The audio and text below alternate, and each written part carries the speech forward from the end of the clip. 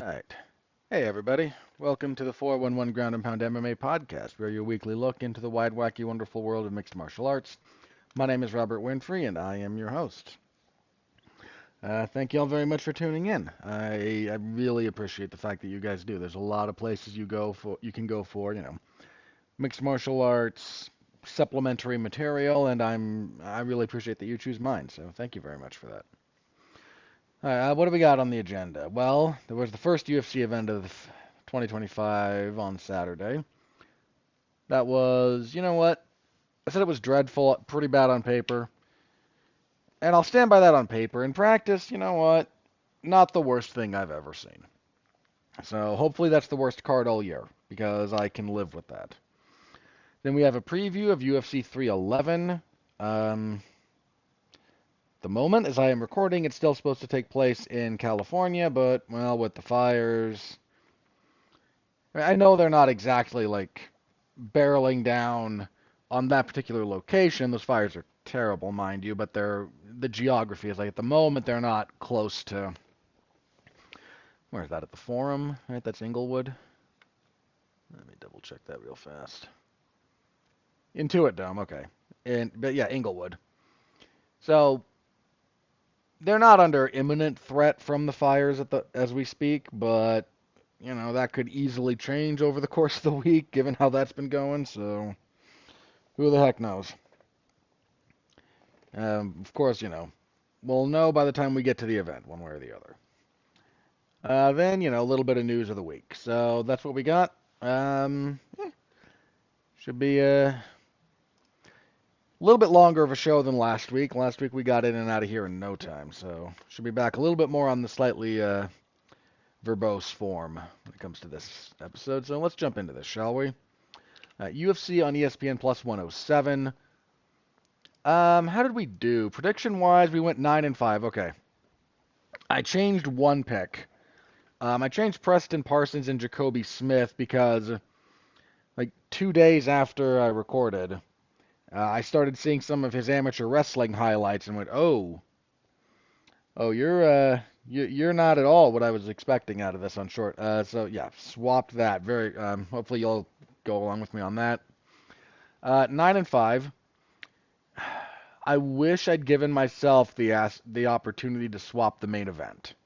Because the closer we got to that fight, the more I was very sure that Mackenzie Dern was going to win.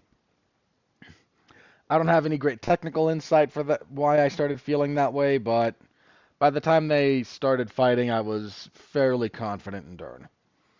But I didn't, so that's on me. Should have, but what are you going to do? Had a bit of a rougher main card. What else did I get wrong that I'm annoyed by? Uh, Ponzinibbio over Harris. I'm okay with how I picked that. Um, I should have given both Christian Rodriguez and Punahele Soriano a little bit more respect than I did. Rodriguez kind of in particular. This is kind of what he does. He's pretty good. Seems to have settled into featherweight now, and he's good about like stopping guys who are coming in with a little bit of hype. Soriano and Medic, Soriano at this weight class, I had issues with the way he looked physically his last time. I mean, he won, but he seems to have like adjusted his body a bit, and he looks actually quite good for the weight class now. So that was on me. Anything else that I got wrong that I'm really annoyed by? No, just those I should have given. I'm okay with how I picked them, but I should have given a little bit more respect, I think, towards some of the other guys. Any that I picked that I'm especially happy about? No, not really. Not like I went deep into some, I don't know, limb or anything for any of these. So, again, 9-5. Solid start to the year for my predictions. All right, as for the fights themselves, main event, Mackenzie Dern defeats Amanda Ribas via armbar, 4:56 of the third round.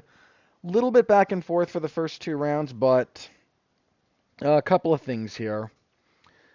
Amanda Ribas, when she got taken down in the first round, Amanda Ribas doesn't have the best I shouldn't say she doesn't have good offensive jiu-jitsu. She chose very, very clearly to not do anything. She had full guard and was just, nope, whatever you do, Mackenzie Dern, you're not passing.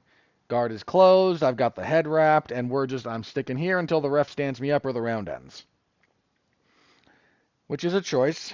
Not one I like, but I understand it. Second round, I actually still give the second round to Dern if memory serves. Ribas counters a takedown, gets on top, doesn't do a whole lot with it, gets swept, and then Dern winds up in mount. Third round, again, Ribas is it. Mackenzie Dern was reaching for single legs, and Ribas's defense to this is to transition into a whizzer kick. Or, I don't know, Sotogari? I think that's what it is. But she just overhooks one of the arms, and then the fact that her leg is between Mackenzie's means she can just turn her hips over and kind of force that, and then Dern just kind of is happy to pull guard.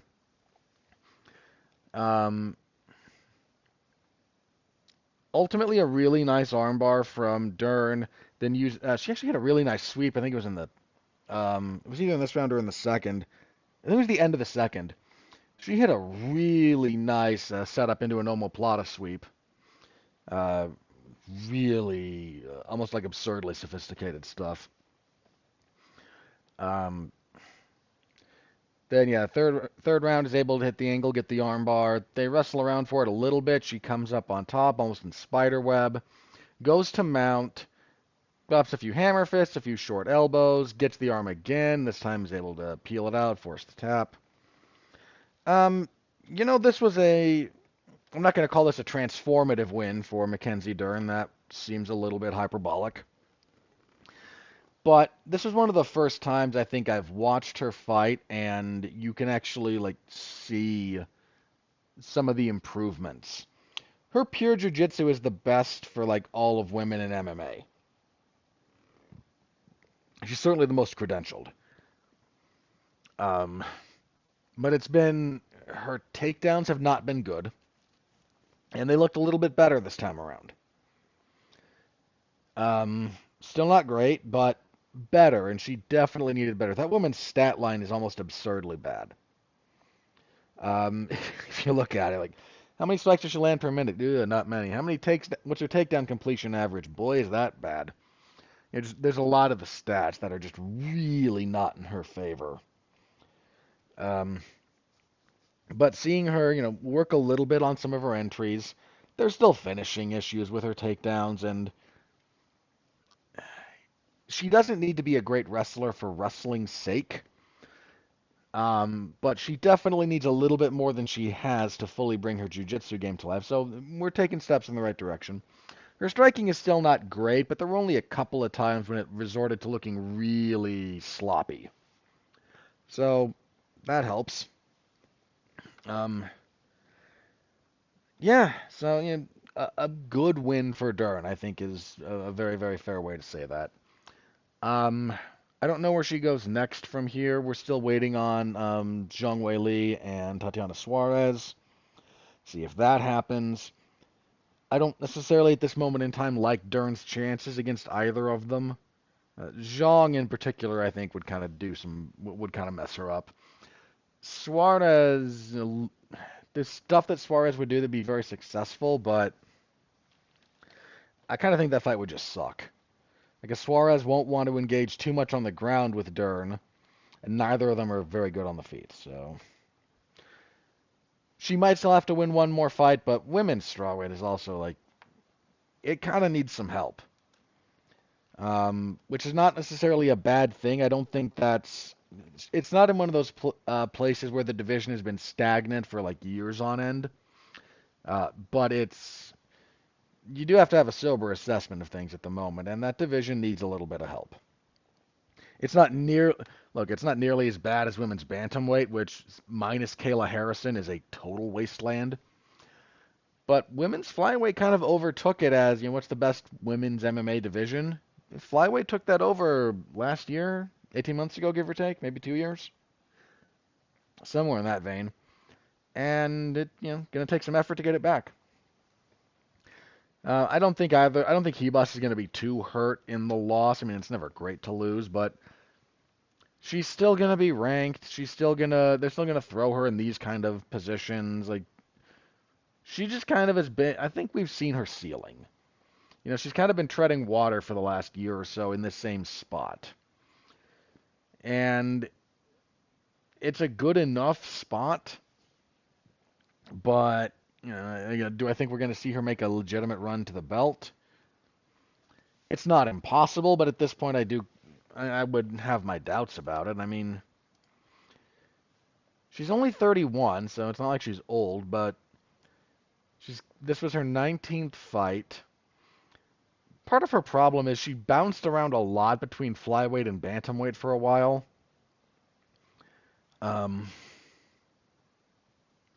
With mixed results. Flyweight generally did not go her way.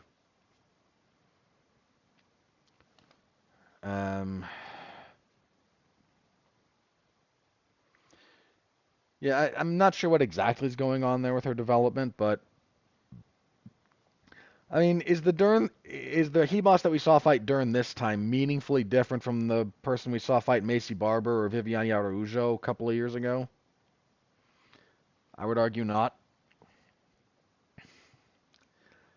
She just she'll win fights like this, but if she really wants to make a push for the belt, there's some changes that have to happen. But we didn't go the distance at least, which was big thumbs up for me. Co-main event, decent fight here. Santiago Ponzinibbio defeats Carlston Harris via TKO punches, 3:13 of the third. Back and forth kind of fight.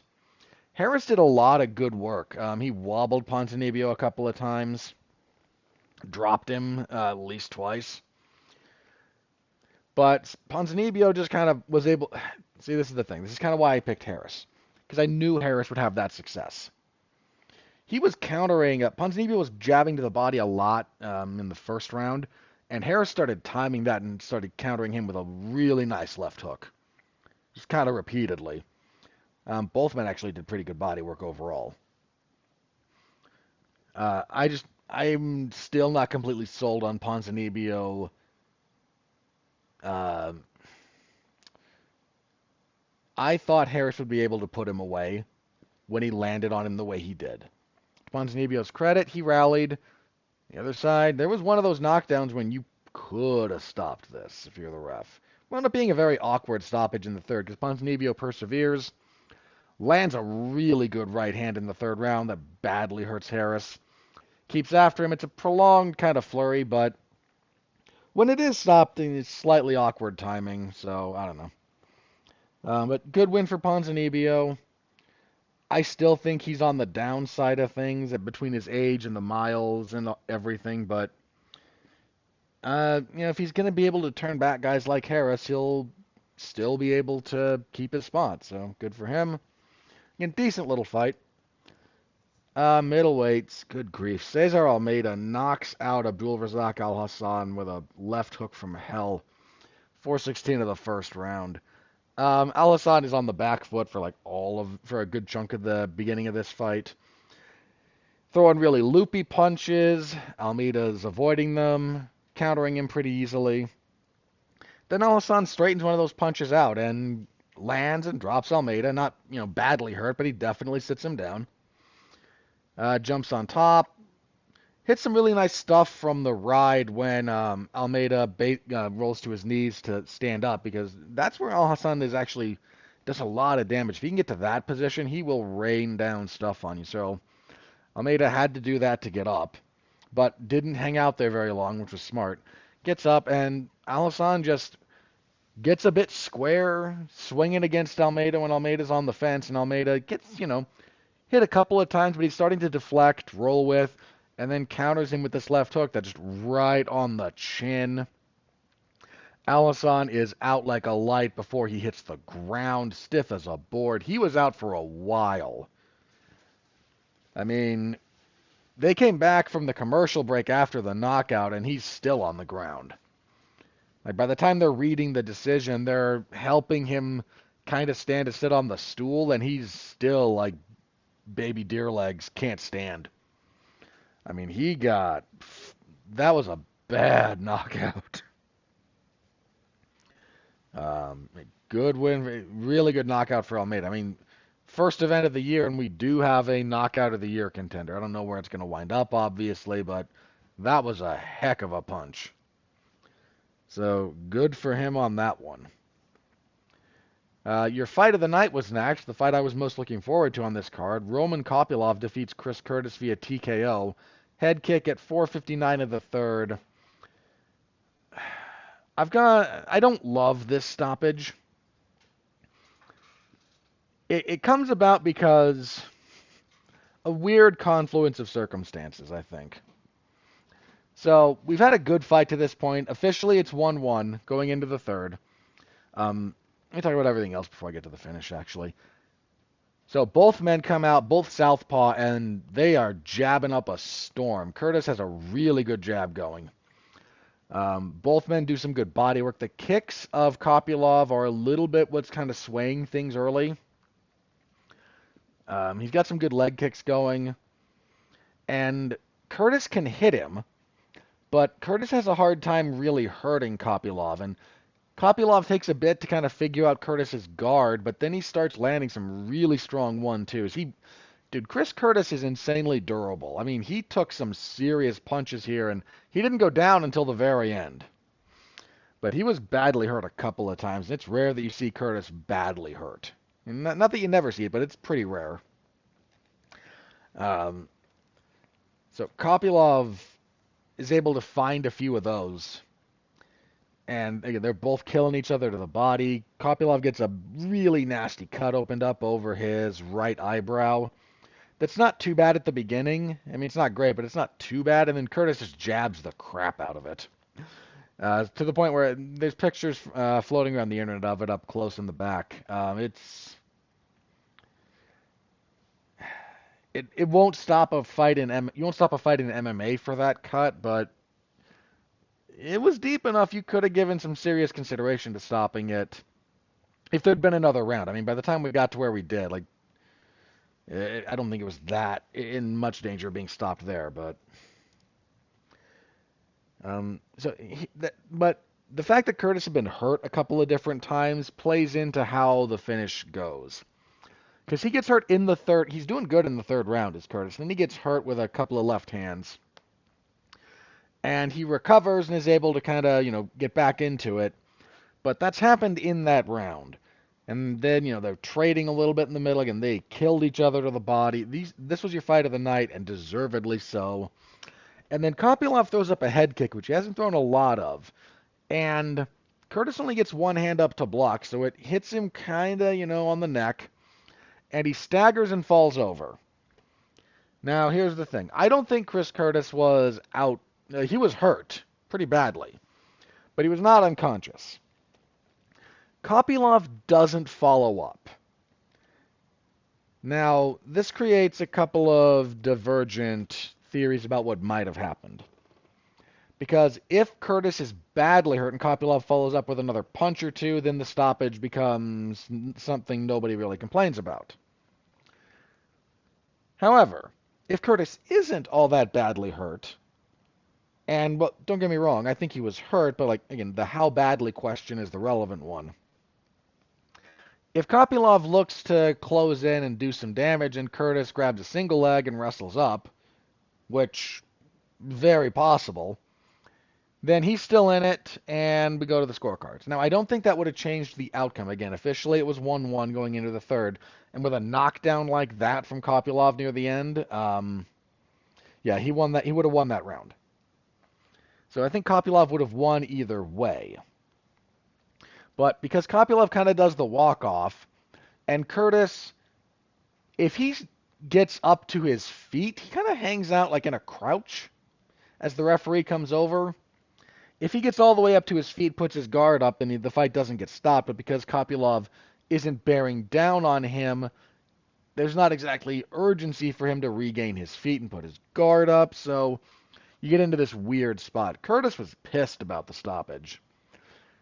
And it's not my favorite stoppage I've ever seen. Let me just be pretty clear about that. I don't love this one. But I'd be lying if I said I couldn't understand where the ref's coming from. Now, that doesn't mean it's not a bad stoppage. Just because I can understand how it happened doesn't mean I think it's good. I don't. This is not going on my all-time bad stoppage list. Like, I've seen some really bad stoppages, and this one is not great, but I hesitate to put it in that category when all things are considered. That said, it's impossible not to feel for Curtis.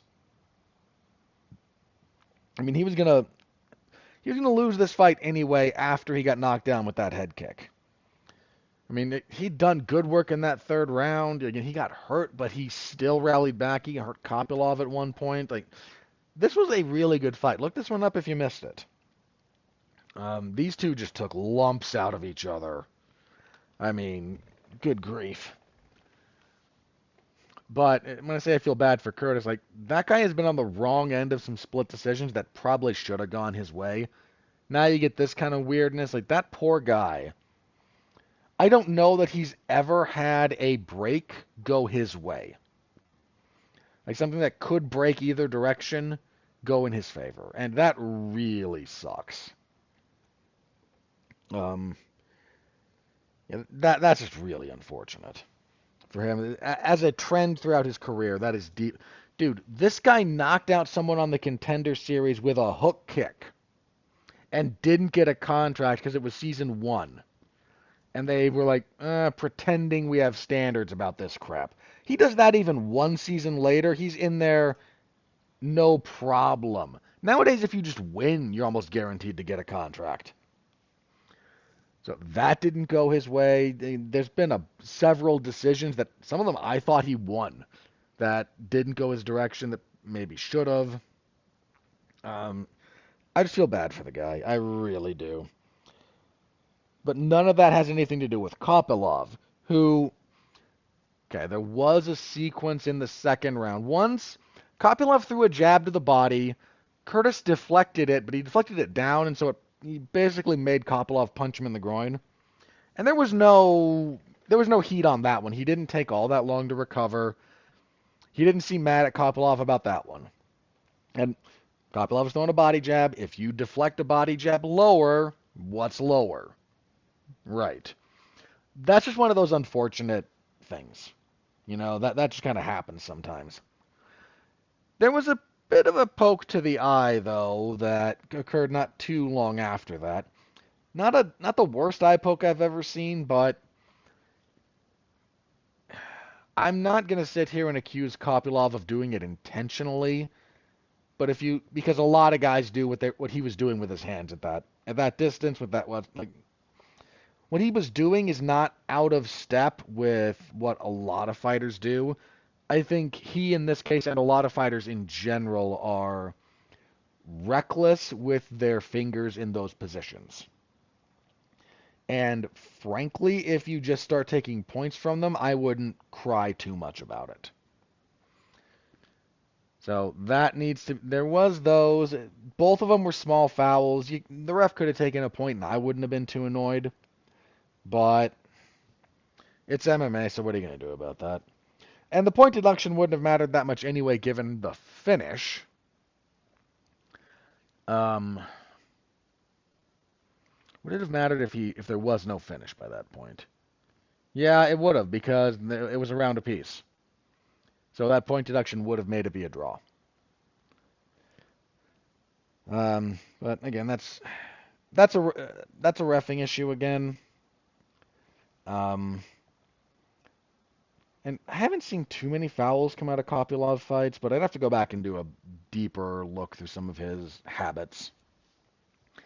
But I'm not, once again, I am not here he did not do anything that struck me as any dirtier than the average UFC fighter does. Now, you can take that as an indictment on the state of the ethics of how fighters perform in the cage if you so choose. And I may not like it when anybody does it, but I'm not going to kill Kopylov for doing what everybody else does. I'm just not. In most, it's unfortunate it happened after the accidental punch going low. But that one was, if you want, again, you can watch the replay. That was purely accidental. That was him trying to jab the body. Curtis deflects it low. And because of the distance, that means instead of going like into the hip or even into open space, it goes into the groin. That's just one of those accidents that happens. The eye poke was, again, you can argue whether or not Kopylov was being a bit reckless with that, and I would buy that argument, and I would equally apply it to 65-ish% of the UFC roster. And at that point, it's an officiating issue more than a fighter issue. But I've been kind of on the Kopylov train for a little bit. He's a hard-nosed guy, man. Like, he took some lumps here, and he just bowled forward, found power punches. I still think pretty highly of his upside. He can't do this every fight out because these kind of fights, like that, those run up your meter real fast. But I still think pretty highly of him. So good fight for him. A good win. The stoppage being wonky aside, once again, that's not him. That's the ref. Let's see, next up, featherweight. Christian Rodriguez defeated Austin Bashi via unanimous decision, 29-28 across the boards. Bashi, one of those guys, I think I saw Caposa name him like Midwest Diego Sanchez between the haircut and the fighting style, and amusing. Those of you who never saw Diego Sanchez when he was actually like in his prime, you won't understand that reference, but if you did, you'll get it. Some really good counter wrestling from Rodriguez. He's very hard to hold down. He had some couple of nice Granby rolls.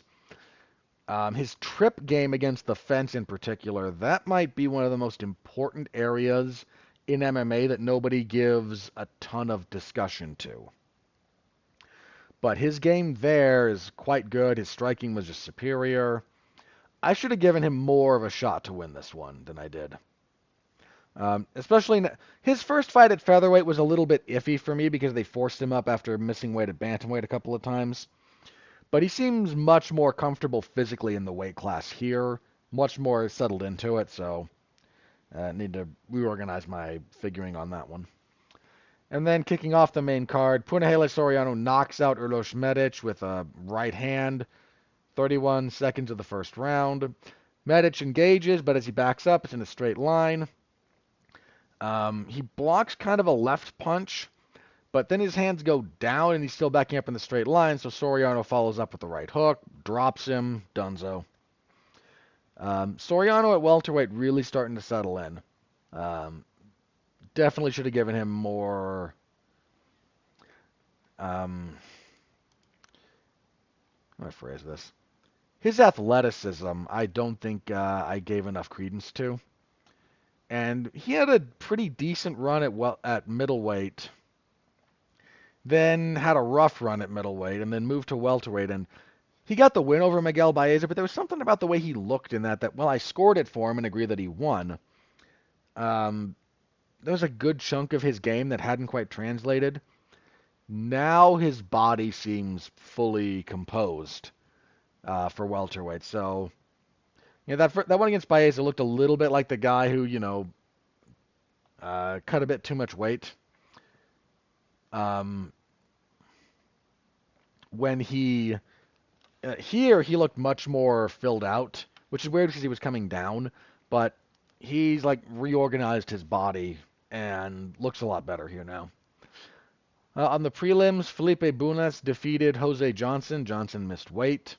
Got a nice armbar 2 minutes and 4 seconds into the first round. He had to crank on that thing to get it, but he stuck with it.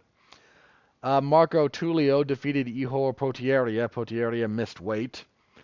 That was via punches, 304 of the first. Tulio looked okay. Potieria sucks. At lightweight, Thiago Moises defeated Trey Ogden via unanimous decision, 29-28 across the boards. Rough.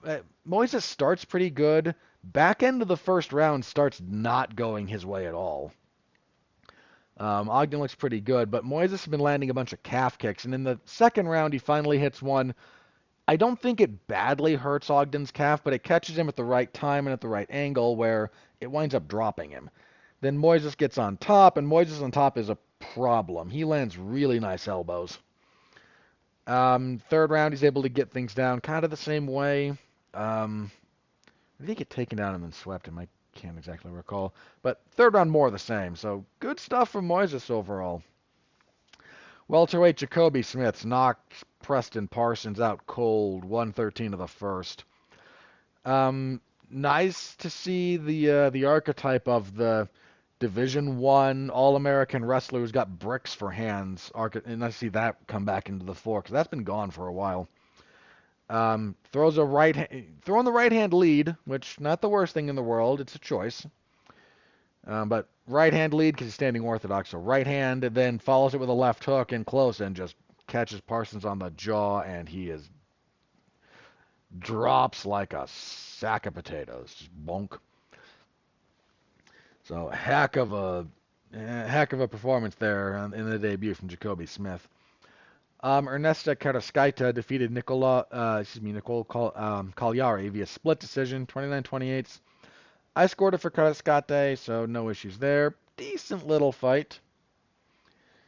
Fatima Klein stopped Victoria Dudakova with elbows, 4:27 of the second.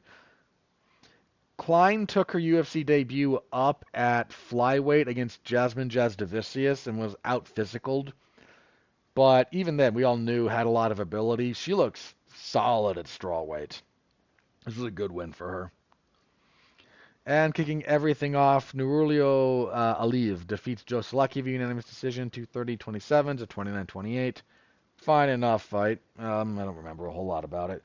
Do you remember this, man? Aliyev looked a lot bigger than Solecki, like much broader. Solecki took this on short notice, so I'm not going to kill him too much for the performance. And again, it's not like he fought badly. It was just Aliyev was able to kind of get him down for long stretches. Couldn't do a whole lot with it, but enough to keep the position, and Solecki not able to do a whole lot off of his back. Yeah, that was it. So, 14 fights. Bit much for my taste in that respect, but your bonuses, I already mentioned, but fight of the night, Kopylov and Curtis, thumbs up, absolutely deserve it. Performances went to Mackenzie Dern and Cesar Almeida. I'm not going to get too out of sorts over that one. You were kind of spoiled for choice.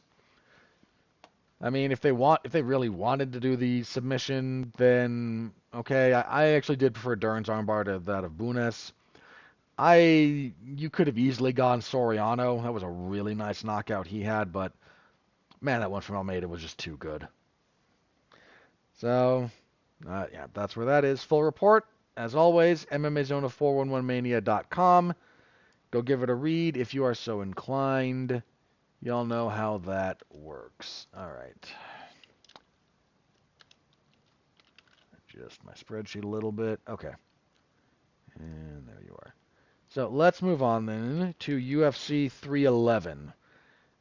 First pay-per-view of the year. I mentioned already, but currently still set for the Intuit Dome in Inglewood, California. We'll see what the fire situation is by the time we get there. We have... How many fights here? 1, 2, 3, 4, 5, 6, 7, 8, 9, 10, 11, 12, 13 with 2 title fights. Pushing it. That's kind of pushing it. But I'm not going to go overboard on that one. All right, main event. For the lightweight title, a rematch between Islam Makhachev and Arman Tsarukyan. These two met. Tsarukyan stepped in on short notice.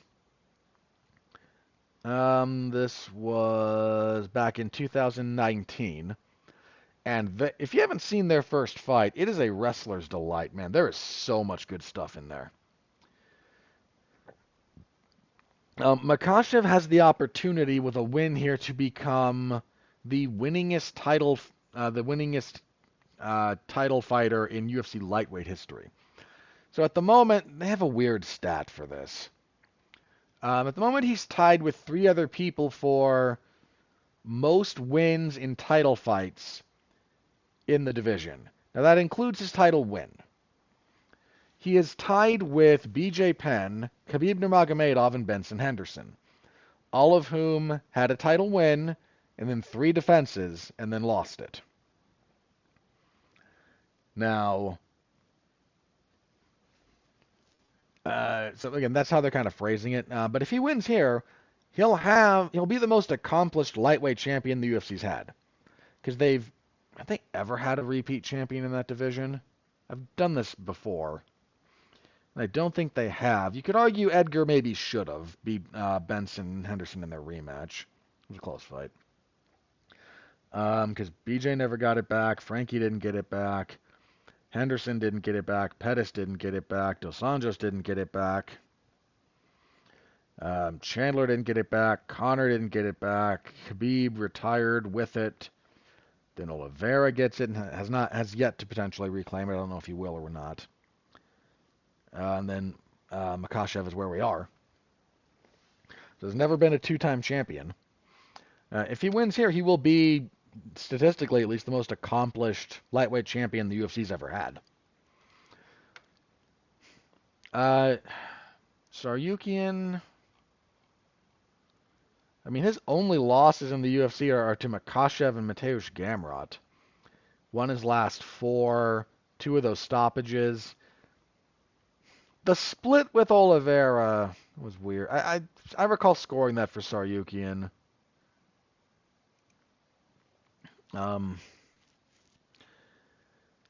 I like the fight. This is the fight to make for lightweight.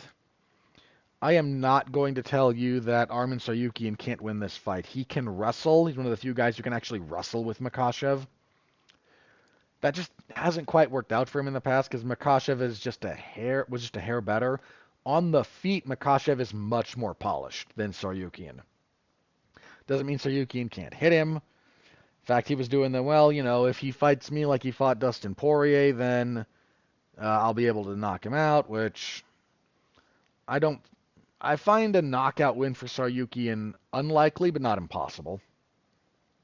I also think Tsarukyan's striking is nowhere near what Dustin Poirier's is. Certainly not his punching. But Tsarukyan's a bit more athletic at this point than Poirier at a comparable point, so we'll see.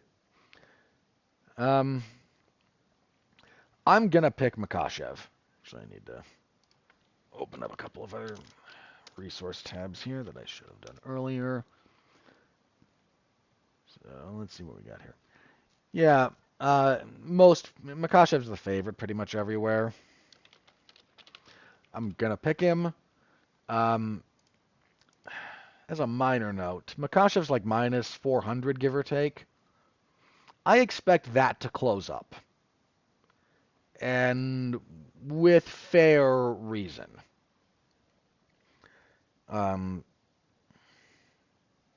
I think Tsarukyan's better than plus 300 against Makhachev. I still favor him. But I expect that line to close up a little bit, is kind of the point there. But I need a real good reason to pick against Islam Makhachev at this point, is kind of what this boils down to. And while Tsarukyan is a very, very capable fighter, good cardio, good wrestling, scrambling, there's a lot good about his game. There really is.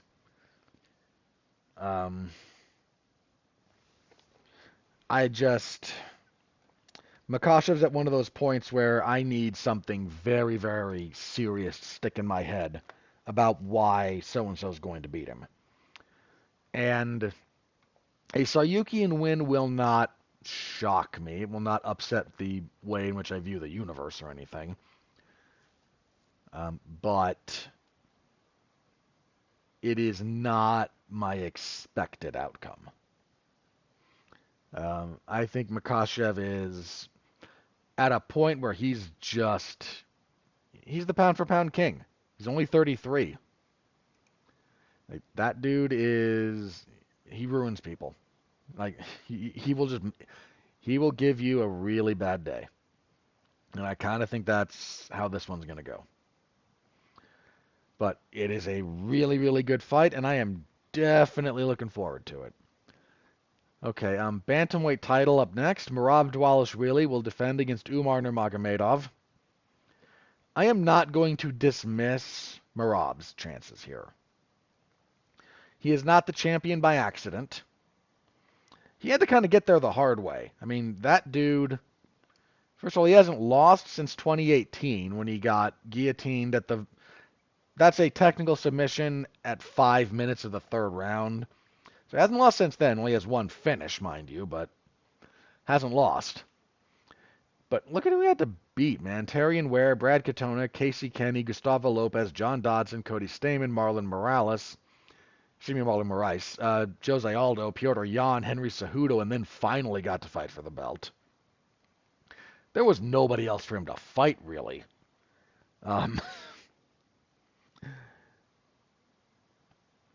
So I am not... His cardio is very, very, very good.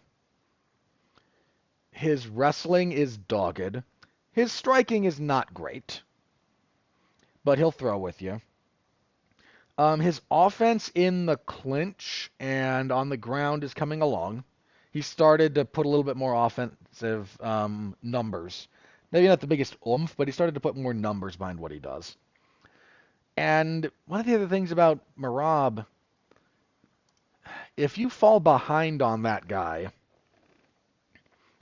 then it's very difficult to make up the ground. I mean, that was kind of what happened to Sean O'Malley. It's not like Sean O'Malley was ever completely out of their title fight. He just never got out from behind the 8 ball.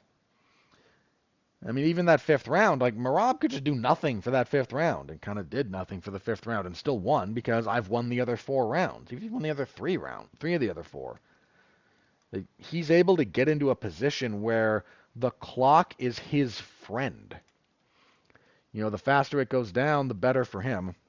And you've got to be able to find stuff against him that can be very difficult to do. So I am not taking his chances of winning this, of retaining the title lightly. I am still favoring Umar Nurmagomedov.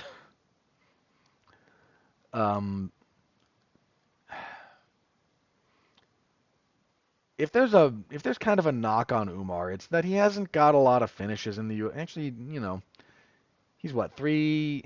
What is he? 1, 2, 3, 4. He's 6-0 in the UFC. 3 finishes, 3 decisions. He can wrestle with Merab. He's a better striker than Merab. The only question is whether or not Merab can kind of drown him in cardio and ice him against the fence. Because that's one of the things Merab does really well, is he gets into a position and he can hold it, and he can hold it for long enough to win enough of the round to win the round. That's a very hard thing to beat. So I'm still picking Umar. I think he can handle those things. I think we've seen some minor cracks in Merab's game. He's been hurt in the past on the feet. You could have stopped that Marlon Moraes fight. Marlon badly hurt him in that first. You could have stopped that.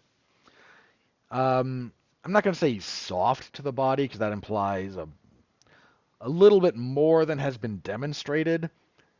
But O'Malley was able to get him to the body with some kicks. I think Umar will be able to take some keys from that. I think Umar's going to take the gold. That's really what it comes down to. I'm pretty sure the odds are with that one. Yeah. Odds are like minus 350-ish for for Umar, and then plus 260 for Merab. Again, I think that's about right. I think that's about fair. Again, I expect Saryukian and Makhachev to close up a bit before they actually touch gloves, but that one for those two strikes me as about right. Okay, next up we have Yuri Prochazka and Jamal Hill. I don't know what to make of this one. Prochazka made noise about moving down to middleweight. Now he's sticking around at light heavyweight. I mean, he's coming off his second loss to Alex Pereira. And, boy, that was a brutal knockout. That head, in a lot of years, that head kick Pereira hit him with last year would have finished fairly highly on the year-end Knockout of the Year awards. It ultimately didn't, I think, place too much for me, but boy, that was sweet. Prochazka's chin is still a bit of a question mark. I don't think Hill hits as hard as Pereira, so there's that. But he got hurt by Rakic more than once. He just kind of dogs his way through damage. That's just not a great way to go about conducting your career. Hill coming off of that knockout loss to Pereira, that he almost lost to Glover Teixeira in the 5th round of their title fight. He beat the crap out of Glover before that. But man, that 5th round when Glover got him down, got on top, like if he'd pulled that out, it would have been the stuff of legend. Man, I am torn on this one. Because Prochazka fights in a way that is unsustainable at this level. You just can't fight that way and have long-term success. But is it a style that can win against Jamal Hill? That doesn't strike me as impossible. Hill's footwork still leaves a lot to be desired, but Hill can crack. The odds have this pretty much as a pick'em. I think that's fair. Consequently, I'm going with my heart rather than anything else, and I'm going with Yuri, because his winning will be funnier to me. Don't asterisk this. I'm tempted. You know what? I am. There's a little bit of tape study I need to do on those two, so I'm probably still going to go with Yuri, but if something really stands out to me when I rewatch some of their fights, then maybe my opinion will change. Lightweight next, Beneil Dariush and Renato Moicano. This is not a bad fight. Dariush coming off of that loss to Saryuki, and that was a tough knockout. Got stopped by Charles Oliveira before that. I mean, that's a very high level of opposition. But it did kind of kill his ever hopes of running for the belt. Then you got Moicano, who's on a really good run. Last loss, he got beat up by Rafael dos Anjos. He's beaten Brad Riddell, Drew Dober, Jalen Turner, and Benoit Saint-Denis, and stopped all of them except Dober. Saint-Denis being stopped between rounds, I think I was okay with that. Moicano seems to really be in the groove, and the question is, like, how much do you think Dariush has fallen off? This will be the telling fight for Dariush, in my opinion.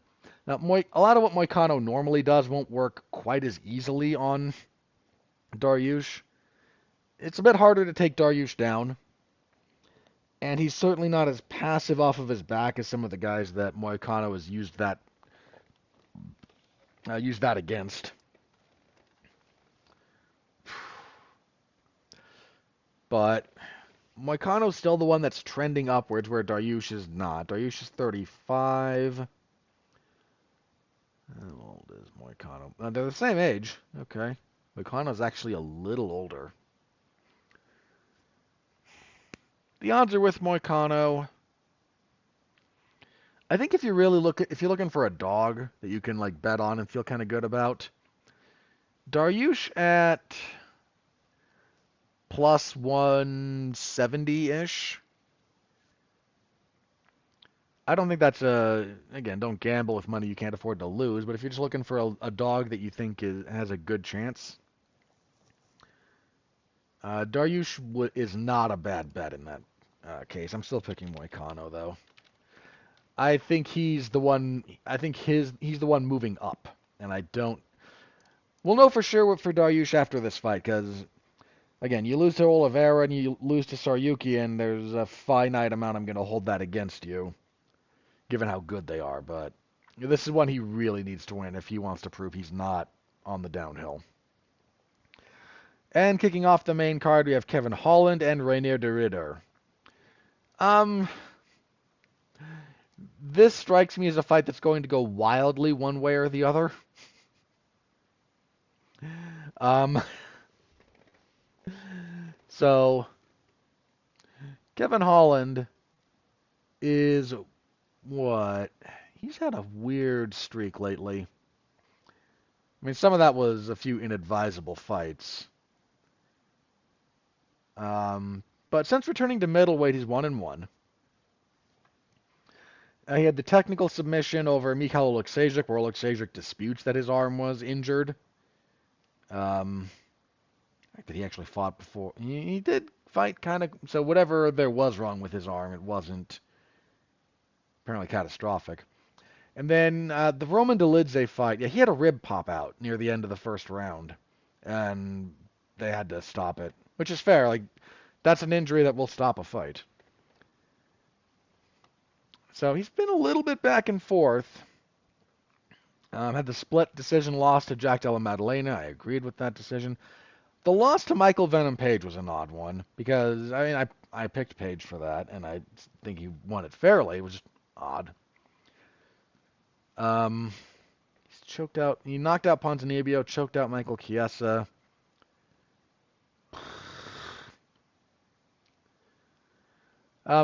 This is, as I mentioned, this is either going to be de Ridder being unable to get Holland down and just getting kind of sniped out on the feet, or Holland not really being able to stop the takedown and de Ridder's ground game being superior.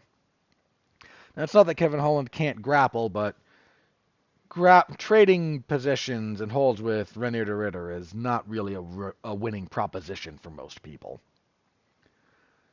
But de Ridder's striking did not exactly look all that great when he fought Gerald Meerschaert.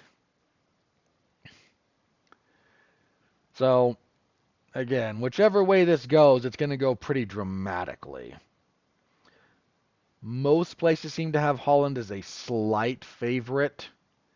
I think that's probably correct. But am I going to pick de Ridder? I kind of want to pick at least one underdog per card. And I don't think de Ridder is a bad pick. And if I have to eat that one, I have to eat that one. But it's one of those things, guys. Because if I come in here and I pick all favorites all the time just to pad my numbers out, like, what's the point even of this exercise at that juncture? So that's your main card. That's a pretty solid pay-per-view card. I'm not complaining about it. All right, on the prelims, Peyton Talbot and Hani Barcelos. Talbot is a massive favorite. Barcelos actually had a pretty decent run at one point, but it was a few years back, and I think he's on the other side of the hill at this point. And Talbot is somebody they are looking to attach the old rocket to, so I'll go with Talbot. Heavyweights, God help us, Jailton Almeida and Sergey Spivak. That's a weird one. So Spivak armbarred Marcin Tybura last time out.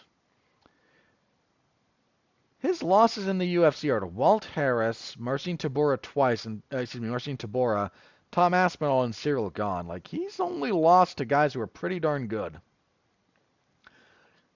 He's not very assuming as a fighter, but that's not a resume you can fake.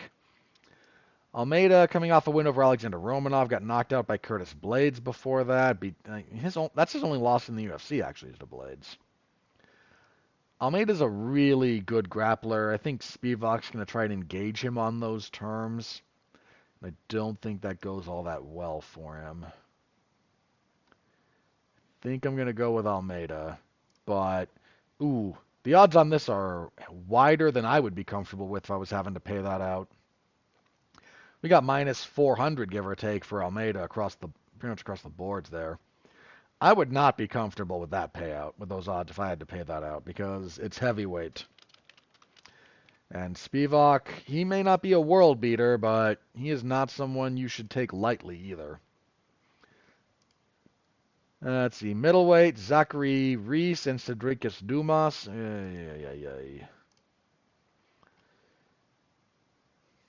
Let's have a look here. So Reese 8-1. He got slammed. 2-1 in the UFC. Yeah, Brundage slammed him. But he beat Julian Marquez. That was a nice knockout, actually. And then Jose Medina. Dumas 10-2. 3-2 in the UFC. Losses to Josh Fremd and Nursultan Rozboyev. Wins over Cody Brundage, Abu Zaitarn, coming off a win over Dennis Talulin, who was just not very good. That's a tough one. I want to say Reese, actually. Yeah, let me go with Reese. Dumas is just... I don't know what to make of that guy. Let's see. Earlier prelims, Grant Dawson and Diego Ferreira. That's a pretty decent fight, actually. Dawson has only lost in the UFC to Bobby Green.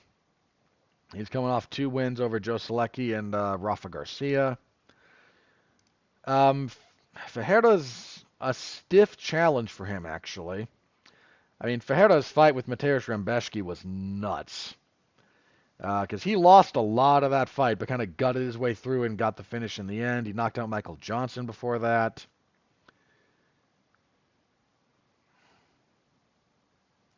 Yeah, Ferreira's still in a pretty decent spot overall. I still think Dawson's favored, right? That's another one where I think those odds are going to shrink pretty dramatically. You're looking at Dawson at right around minus 300. Those are going to close up. I'm still going to pick Dawson. I don't think he's going to fade the way that some of what Ferreira does recently involves his opponent fading as he kind of stonewalls a lot of what they do, and then he comes on stronger later, and I don't think he'll be able to do that against Dawson. There's a lot of guys that will work against, but I don't think it will here. Women's bantamweight, Carol Hossa and Eileen Perez. Who cares?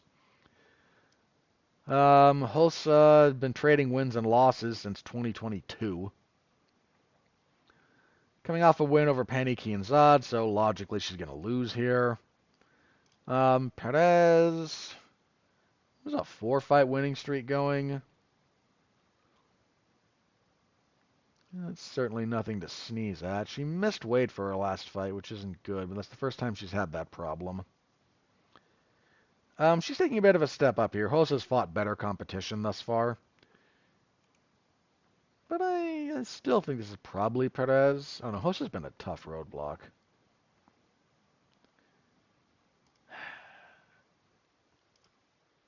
If I pick Perez, it's kind of to go with the pattern of Hossa doing the win-loss thing.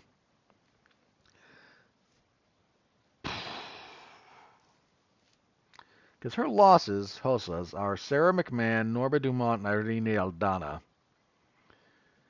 And not like she looked bad in that Aldana fight, actually. Jeez. She has that form here. She kind of did against Kianzad. Actually, yeah, I'm going to go with Hossa.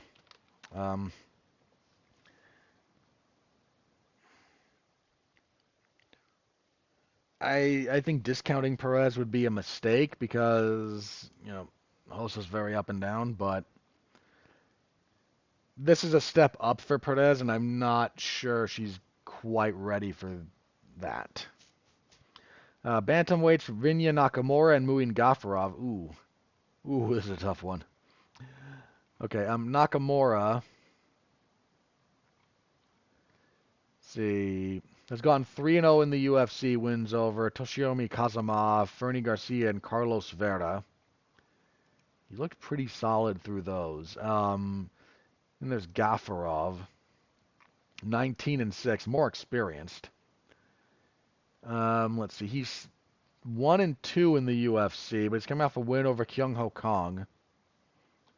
Been a bit though. I mean, for crying out loud, his losses are okay. The Castaneda fight wasn't great, but okay, he got choked up by Said Nurmagomedov. Like Said Nurmagomedov was really good.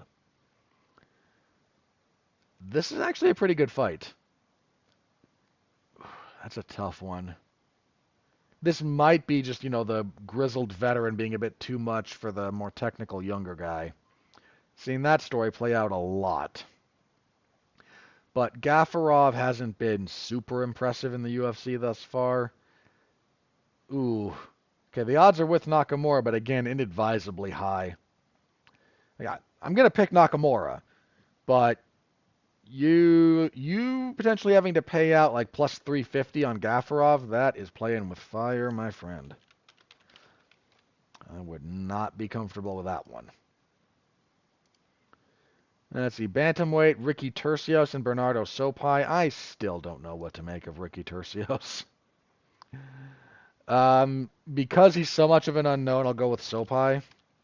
But who knows? Alrighty. Let's see. We have flyweight Tiger Ulanbekov and Clayton Carpenter. So Ulanbekov, 4-1 in the UFC. Only losses to Tim Elliott, and he is coming off back-to-back submission wins against Nate Maness and Cody Durden. That choke he hit on Durden was a nice one.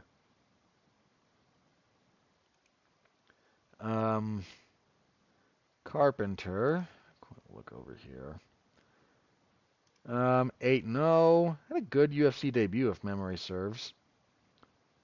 2. He's beaten Juan Camilo Ronderos and coming off a win over Lucas Hosha. So he's getting a bit of a step up here. I think that's probably going to be a step too far for him.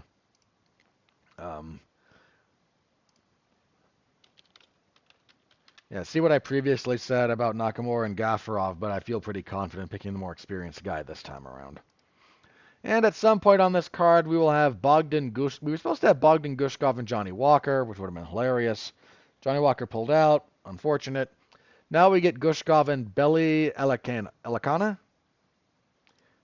Where are you from, sir? Don't know exactly where this is on the card. There it is. Okay, he is from the United States, which doesn't help me too much on the pronunciation. 7-1, 3-fight winning streak. So that's certainly nothing to sneeze at. He fought anybody I know? He has not. Okay. I would have picked Gushkov to beat Johnny Walker because Johnny Walker is just kind of a hilarious flop artist. I shouldn't say that like that. That would imply he's throwing fights, and that's not what I mean to imply. I mean, when Johnny Walker gets hit really hard, he flops in the funniest ways possible before he gets knocked out. He's like a human cartoon character in that respect, just playing with real brain cells. Do we have odds on this? We might not because it's, again, kind of come together very recently.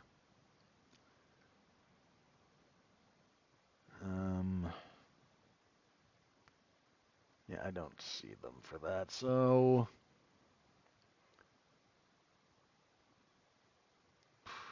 let me go Gushkov.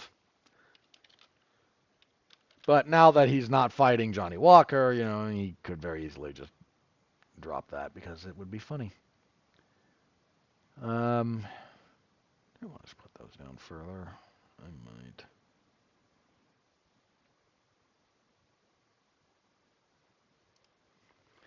Sorry, I'm looking at the organization of my spreadsheet here, and I'm making a choice about how I wish to have that laid out. Okay. Yeah, that's where we are. So, UFC 311 this Saturday, MMA's on the 411mania.com. I'll be there. Come by, say hello. I always appreciate it. Okay, that is saved. Don't need you anymore. Alrighty.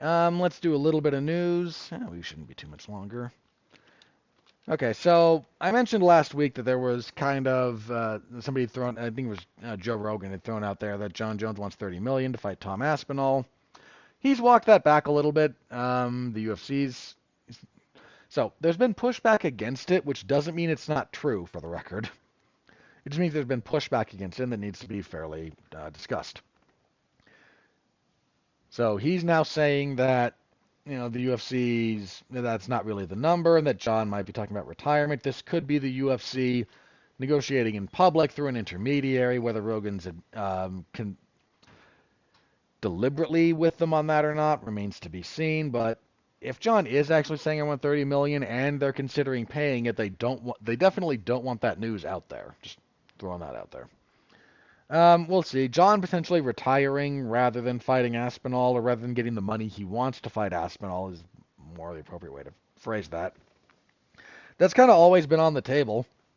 I half expected him to retire after he beat Stipe, so I don't know. Again, we will keep you all updated as more information kind of trickles out. So just wanted to make sure that was correctly mentioned, that story is somewhat in dispute. Take that for whatever it's worth. All right, we had several fight announcements come through over the last week or so. Some of these might be a little bit older, but I didn't get to them before, so just bear with me as I go through some of these. Okay. So we had everything up through 312 pretty well fleshed out. So the next few events are what got kind of some treatment. So February 15th is, we don't have full bout order for all of this, but I think all the fights have been announced at this point. Main event, Jared Cannonier and Gregory Rodriguez. I'm not going to complain about that. What else on that card is any good? Very little. The Bonfim brothers are back. Ismail Bonfim will fight Nazim Sadikov. Iffy. Gabriel Bonfim will fight Renat Fakhretdinov. Which of them is better? Is it Gabriel that's better? I can't remember. Fighting Fakhretdinov is that's a bit of a hill to climb. Not impossible, but it's a bit of a hill. And Sadikov is no easy task for Ismail Bonfim. Edmund Shabazian is going to have a good 5 minutes and then blow it. I mean, he's fighting Dylan Budkes. If he can't win this, he needs to be gone. Adolfo Vieira and Andre Petrosky, iffy. Calvin Kattar and Yusuf Zalal. Okay, there's something else good.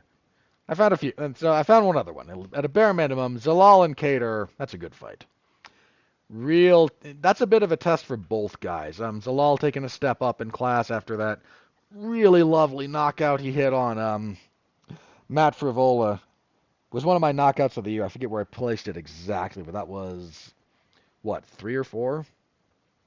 And Kattar has turned in some good performances, but been on the wrong end of some stuff recently, and he's kind of got to sort that out. So we'll obviously do a full preview when we get closer to that, but that one's set. They announced the Seattle card. This is February 22nd. This is an odd one to me. Your main event, Henry Cejudo and Song Yadong. I don't care for that fight. I haven't cared about Henry Cejudo in quite a while. Co-main event, Rob Font and Dominic Cruz. Cruz has come out and said this is his retirement fight. And, for a guy who is, I'll yell about this in a second, but for a guy who is maybe the best bantamweight the sport's ever seen, you can argue it, but you can, to have accomplished all that, even with his litany of injuries, is amazing. The fact that he's fighting Rob Font in his retirement fight is really odd. Was it that hard to make him and Jose Aldo? I mean, Cruz has said he wanted the Henry Cejudo rematch, and according to him, Cejudo didn't want it. Which is weird. If you're Henry Cejudo, you probably should take that fight, but Cejudo seems to still be in this weird place where he's like, I can get a title shot, and no, you can't, buddy. I don't even like his chances against Song. So instead, Cruz and Font, which, I mean, I'm sure that's going to be fine. But it's just an odd choice for Cruz's retirement fight. What else on that card? Blades, don't care. Barboza and Steve Garcia might not suck.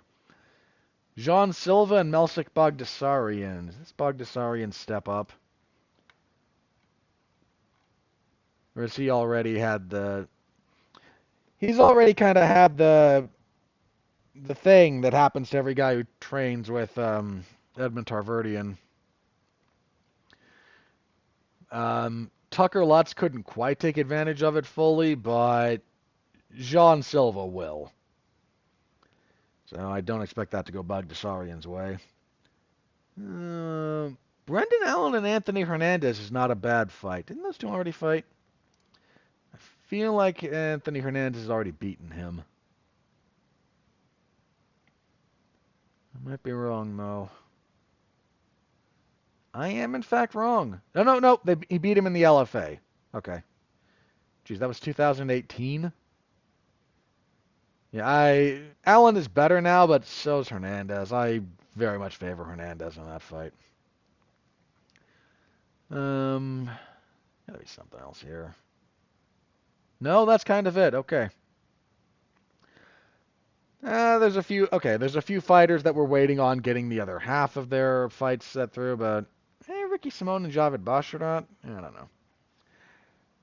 I don't know. But anyway, so that will be their first trip to Washington since 2013. The last event there was on Fox and was Demetrius Johnson versus John Moraga. I've been there in 12 years, give or take.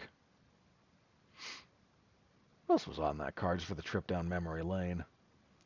Rory McDonald and Jake Hellenberger, Robbie Lawler and Bobby Volker. That was a nice knockout. Jorge Masvidal tapped out Michael Chiesa on that card. How many fights were on this card? Just as a minor aside for my own. 1, 2, 3, 4, 5, 6, 7, 8, 9, 10. Yeah, solid 12-fight card. Ed Herman won fight of the night. Good grief. Ed Herman and Trevor Smith. Knockout was Melvin Gillard. He knocked out Mac Danzig, and Demetrius Johnson hit an armbar in the 5th round to win that one. Times they have changed, have they not? All right. Also, the March 1st card. This is back in the Apex. So this is Fight Night 253. Main event looks like it's going to be Brandon Royval and Manel Kopp. Fine. Definitive number 1 contender comes out of that fight. I know Royval's lost twice to Pantoja already, but if he beats Kopp to kind of cap off what he's done recently, fine, he earns another title shot, even if Pantoja smokes him again. Oh, smokes is a strong word. If he loses to Pantoja another time in his second title fight, then yeah, he's got no hope of fighting for that belt again until Pantoja is no longer champion. What's on that card? Asriel Mabayev and Steve Erceg is actually pretty good.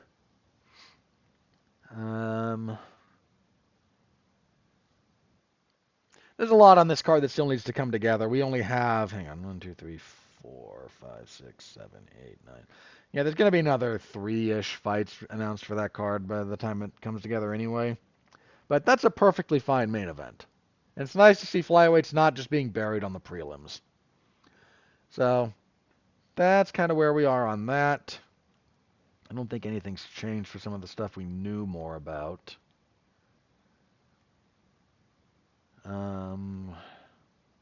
Not really. Boy, UFC 312 is not a very strong card. I'm looking at it, and boy, is that not a strong card. I'm okay with the top 2 fights. Don't get me wrong, but there's almost nothing propping those 2 fights up. Yeesh. Okay, Jack Jenkins is usually good for a fight. Let me be fair to this one. I have a look through that. Ilia Toporia's brother's making his UFC debut, so it's a curiosity, if nothing else. Wang Tong is going to try and reset the apple cart after losing her last fight. Bruna Brazil probably is a winnable fight for her. But man, for a pay-per-view, yeah, that's a weak card. Just gotta speak the truth here, people. It's what I do. All right, that's everything I've got there. Let me check the old X machine for breaking MMA news, and if there's nothing, we'll do plugs and get out of here. Okay, nope, nothing new there on the MMA front at least. So what do I got for plugs? Last week on Damn You Hollywood, we reviewed Nosferatu. Good time was had by all who were there. This week, it's just me and Mark, actually. We will not be doing a Damn You Hollywood. We will be doing a triple feature.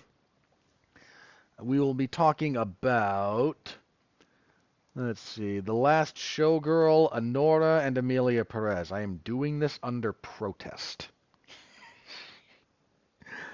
Oy. Yeah, so tune in for that. Mark and I will have a spirited discussion because we have wildly different reads on some of these things. So tune in. That'll be fun. Then the usual spate of coverage, WWE SmackDown on Friday, UFC 311 on Thursday. Back here next week to review UFC 311 and to throw a preview for UFC on ESPN Plus 108. They are in Saudi Arabia. Okay. The event headlined by Israel Adesanya and Nasruddin Imavov. It's not a bad fight. What else is on this card? Shara Magomedov and Michael Page. Jasdavicius and Buena Silva. Blah. Terrence McKinney and Damir Hadzovic. Sergey Pavlovich and Jairzinho Rosenstrike. Boy, if that doesn't end in 2 minutes, we're going to be just hating life. Said Nurmagomedov and Vinicius Oliveira. Lock Dog's a good time. Okay. Why is that not on the main card? That's a... Whatever. Don't care. Don't care. Really don't care. Ikram Aliskerov is back after his loss to Robert Whittaker. Andre Muniz is not a gimme. Okay. Mateusz Gamrot and Rafael Fiziev. Okay, that's a good one.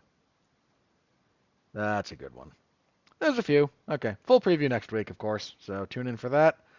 All right, until then, that's it for me. So thank you all very, very much for tuning in. I appreciate you all. As usual, stay safe out there. I don't know where you guys are from, so but anything you can do, even if it's just, I happen to believe in the power of prayer, so even if you can just pray for the people dealing with the fires in California, anything we can do to help them out is always appreciated. I don't live in California, but I don't wish that kind of devastation on people or regions. There's way too many people who don't deserve any of that get caught up in it. In general, as a general rule. So I try real hard not to wish ill on people like that anymore, and I don't always succeed, but I'm trying. Yeah, I am trying. All right. So anything you can do there, and to you all out there, stay safe. The world's crazy, and it's only getting crazier. All right. I will see y'all next time. Till then, stay safe. Continue to be well, be safe, and behave.